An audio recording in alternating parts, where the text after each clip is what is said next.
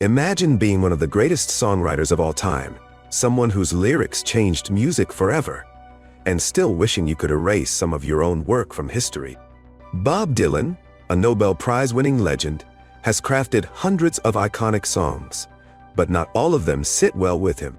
Some songs, he outright regrets. And today, we're diving deep into the 6 songs Bob Dylan wishes he never wrote. You'll be surprised which ones made the list, and even more shocked at why. Stick around till the end, because the last song might just ruin one of your favorites. Let's start with a song that defined a generation, and then got disowned by the man who wrote it. Blown in the Wind, 1962. Yes, that song. The civil rights anthem, the protest ballad, the timeless classic, Bob Dylan regrets, Blowin' in the Wind. Why? Not because it wasn't popular, not because it didn't age well, but because it became too big. Dylan once said in an interview that Blowin' in the Wind was no longer his. People hijacked it, politicians, protesters, the media. They attached their own meanings to it. And Dylan? He hated that. He never wanted to be a voice of a generation. He was just trying to write what he saw. To Dylan, Blowin' in the Wind was a personal reflection, but the world turned it into a slogan. That loss of control haunted him. He later told Rolling Stone, "That song, I've written better, a lot better." It's wild to think that the song that made Dylan famous is one he wished he left on the cutting room floor. Ballad in Plain D, 1964. Now this one, he's actually apologized for. Ballad in Plain D is a raw, emotional breakup song. Dylan had just ended things with Suze Rotolo, the woman famously seen with him on the freewheelin' Bob Dylan album cover. The song is brutal. Not just about Suze, but about her sister, her mother. Dylan aired everything. He even called Suze's sister the parasite that sleeps in a silk-lined casket. Yikes, détié. Years later, Dylan deeply regretted it. He admitted the song was a mistake. Not because it wasn't good, but because it was too personal, too cruel. In his own words, it was like a diary entry that should have stayed private. Fans loved the honesty, but Dylan knew he'd crossed a line, and he never played that song live again. Gotta Serve Somebody, 1979. You might not think a Grammy-winning song would be a regret, but Dylan's relationship with Gotta Serve Somebody is complicated. Written during his born-again Christian phase, the song's message is blunt. No matter who you are, you have to serve either God or the devil. That didn't sit well with his fans, especially those who saw Dylan as a secular prophet. But he didn't care. At least not then. But as Dylan moved away from overtly religious themes, he began distancing himself from the song. He rarely played it live. In later concerts, he even mocked the lyrics. What makes this more interesting is that Gotta Serve Somebody won a Grammy for Best Rock Vocal Performance. But even with that, Dylan seemed to regret making it so black and white. He didn't want to be boxed into the role of a preacher. And this song put him on that pedestal, one he never wanted. So why did he write it? Maybe he was searching. Maybe he believed it for a while. But Dylan's always been about change, and Gotta Serve Somebody became a song he wished he could outgrow. So far, we've seen Dylan regret songs for being too famous, too personal, and too preachy. But the next 3 songs, one was a flat-out embarrassment, one was a joke that backfired, and one was never meant to be heard at all. Let's pick up with a song that even Dylan's fans cringe at. Wiggle Wiggle, 1990. If there's a song that's haunted Bob Dylan's reputation, it's this one. Wiggle Wiggle opened his Under the Red Sky album. Critics tore it apart. Fans were confused. The lyrics? Borderline childish. Here's a sample. Wiggle, wiggle, wiggle like a bowl of soup. Wiggle, wiggle, wiggle like a rolling hoop. Now we're away. Seriously? Coming from the man who wrote Visions of Johanna and Desolation Row, this felt like a bad joke. And it kind of was. Dylan never officially said he regretted the song, but he never plays it live, never talks about it, and in multiple interviews, he's dodged questions about it like it never existed. Insiders say he may have been trying to parody rock cliches or play with absurdism, but most people didn't get the joke, if there even was one. Wiggle Wiggle became a meme before memes existed. And Dylan, he's quietly buried it, hoping the world forgets. Spoiler, we haven't. Joey, 1976. This one's different. Joey is a 10-minute ballad glorifying Joey Gallo, a real-life mafia hitman. Released on Desire, the song is beautifully composed.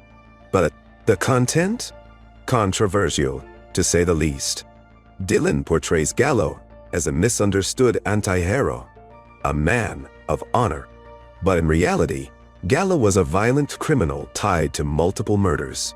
Critics called the song tone-deaf. Some said it romanticized organized crime. Dylan defended it at first. He even said he was fascinated by Joey's story. But as years passed, he distanced himself from the song. In fact, when asked about Joey in later interviews, Dylan became vague and dismissive. He shifted blame, saying the co-writer, Jacques Levy, had a bigger hand in shaping the lyrics. But fans didn't buy it. The backlash stuck with him. Joey became the most controversial track in Dylan's catalog, and he knew it. It's the kind of song that makes you ask, was this artistic expression or a dangerous glorification? Dylan never answered that clearly, and maybe that's why he regrets it. If Dogs Run Free, 1970. We saved this one for last because it's the weirdest of them all. If Dogs Run Free is a spoken word jazz experiment on New Morning.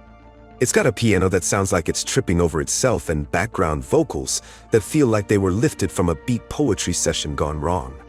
Here's a taste of the lyrics. If dogs run free, why not me? Across the swamp of time? Nah.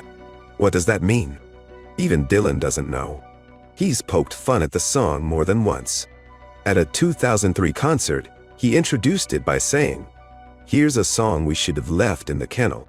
And yet, despite all that, he's occasionally brought it back to live performances, mostly to amuse himself, it seems. But there's no denying, Dylan has joked about this one enough times to suggest he thinks it should never seen daylight. It's not just a creative misstep, it's a song that makes even hardcore Dylan fans go, "Wait, what?" And if Dylan himself treats it like a punchline, that says everything. Now you've heard the 6 songs Dylan regrets, but here's the twist. Some of these tracks have huge fan bases. Some critics still defend them. So why would Dylan, of all people, turn his back on his own creations? We've gone through the 6 songs Bob Dylan regrets, some personal, some bizarre, some just plain embarrassing. But why does a man with over 600 songs, a Nobel Prize in literature, and a legacy stretching across generations, feel the need to distance himself from any of them? Let's break it down. From the moment he stepped into the spotlight, Dylan became more than a songwriter. He became a symbol, a mouthpiece for social change, a literary genius, a folk prophet. But here's the thing, he never asked for that. Dylan has always resisted labels. He's called himself a song and dance man, not a poet. He's avoided politics even when people begged him to speak up. He hates being pinned down.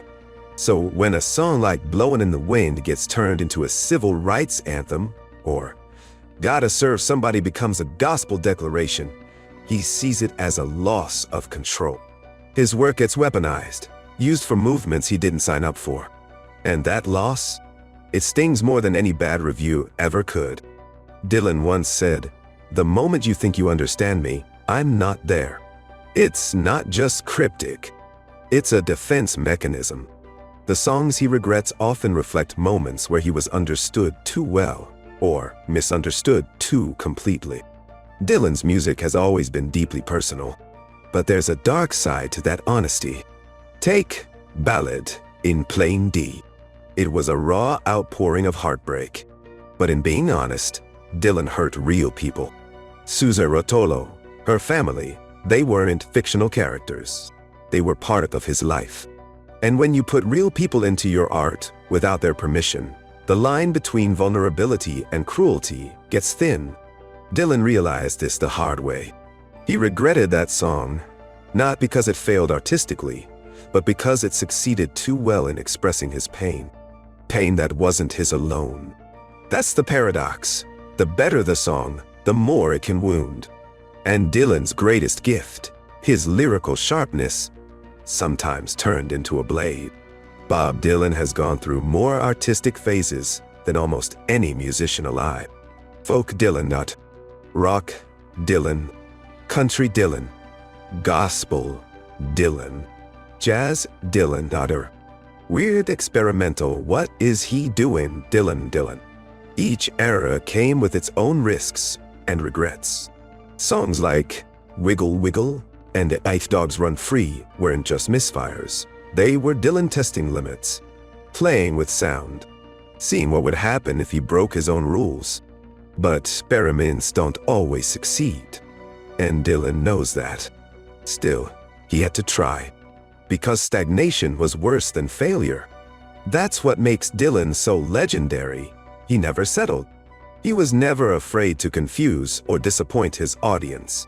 But with that bravery came a few songs he later looked back on and thought, maybe that one didn't need to happen. Perhaps the biggest reason Dylan regrets certain songs is because the world saw them differently than he did. Take Joey. He may have seen it as a tragic character study.